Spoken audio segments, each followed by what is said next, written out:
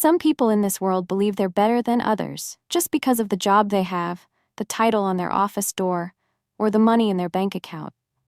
But life has a way of humbling those who think too highly of themselves. And I witnessed one of those moments firsthand. It all started on what I thought was a normal workday at the office. The fluorescent lights buzzed overhead, the smell of coffee lingered in the air, and the sound of keyboards clicking filled the space. But that day, something happened that no one in the building would ever forget. Maria was one of the cleaning staff. She was a woman in her late 40s, always quiet, always working hard, never bothering anyone. She wasn't like some of the other workers who complained about their shifts or took shortcuts. No, Maria took pride in her work. You could see it in the way she wiped down the desks with care, in the way she made sure every corner was spotless before moving on to the next task. Some of us spoke to her occasionally, those of us who understood that respect has nothing to do with a job title. But most people ignored her. Especially Richard. Richard was one of the senior managers. If you looked at him, you'd think he was important. The way he carried himself, the way he talked down to people, the way he treated those he saw as beneath him.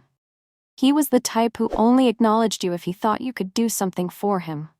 I'd seen him be rude to Maria before, snapping at her if she mopped too close to his office door, making comments about how people like her should know their place. And that day, he went too far.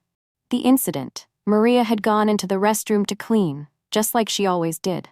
She took her supplies inside, propped the door open slightly, and got to work. That's when Richard walked by.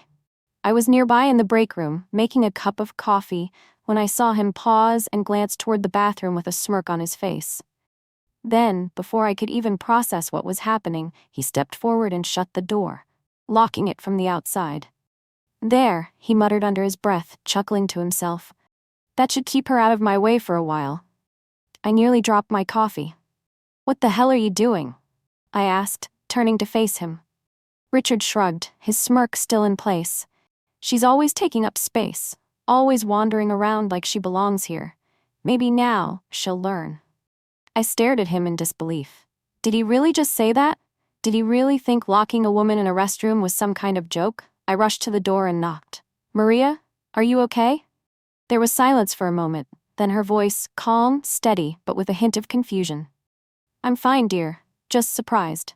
I turned back to Richard, my hands shaking with anger. Open the damn door. He rolled his eyes. Relax, I'll let her out later. It's just a little joke. A joke, that's what he called it. I wanted to scream at him, but before I could, something happened that neither of us expected. The truth revealed.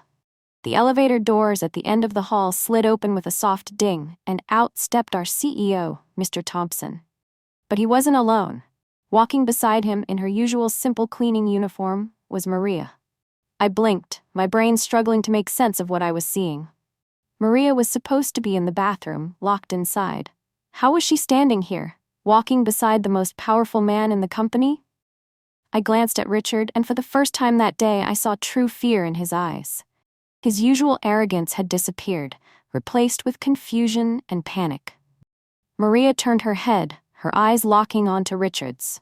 And in that moment, I saw something in her expression that I had never noticed before. Power. Not the kind that came from money or status, but the kind that came from knowing exactly who you were. You locked a woman in a bathroom, she asked, her voice calm but sharp like a blade. Richard stammered. I didn't mean, it was just a joke. Maria didn't react. She simply tilted her head as if studying him. A joke, she repeated softly. So if I did the same to you, you'd laugh? Richard's mouth opened and closed, but no words came out. Mr. Thompson crossed his arms and turned to Maria. What do you want to do about this? He asked. Richard's face twisted in confusion. Wait, what do you mean? What does she want to do? Maria took a deep breath, her voice steady and clear. You should know something, she said, looking directly at Richard. I'm not just a cleaner, I'm also your CEO's wife. The room fell into complete silence. I watched as the blood drained from Richard's face. His arrogant smirk was gone. His confidence? Gone. His sense of superiority? Gone. All that was left was a man who had just realized he had made the worst mistake of his life. Maria continued, her voice carrying a quiet strength. I've worked hard my whole life. I've cleaned floors, wiped tables, and done whatever I had to do to survive. Even when my husband became successful, I never forgot where I came from. That's why I still choose to work among people like you, to see how they treat others when they think no one important is watching." Richard swallowed hard. I didn't know." Maria nodded. "That's the problem. You only respect people when you think they have power." Mr. Thompson let out a slow breath, then turned to Richard. "I don't tolerate disrespect in my company. Pack your things. You're done here." And just like that, Richard was fired. No warnings, no second chances, just the weight of his own actions crashing down on him. As security escorted him out, Maria turned to me and gave me a small, warm smile. "Thank you for speaking up," she said. I felt a lump in my throat. "I just did what was right," she nodded.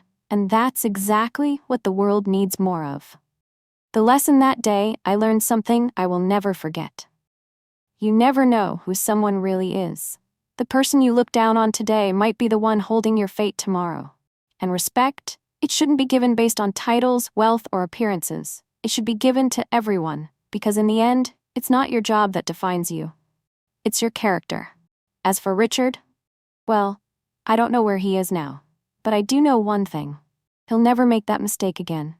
Hey everyone, if this story moved you, if it made you think, or if it reminded you why we need to keep having these conversations, please take a moment to like this video. It really helps spread awareness. I'd love to hear your thoughts, so drop a comment below. Have you ever witnessed or experienced something like this? Let's talk about it. And if you believe stories like this deserve to be told, make sure to subscribe to the channel. We're here to share real, powerful stories that need to be heard. Lastly, share this with your friends and family. The more people who see this, the more we can bring awareness and change.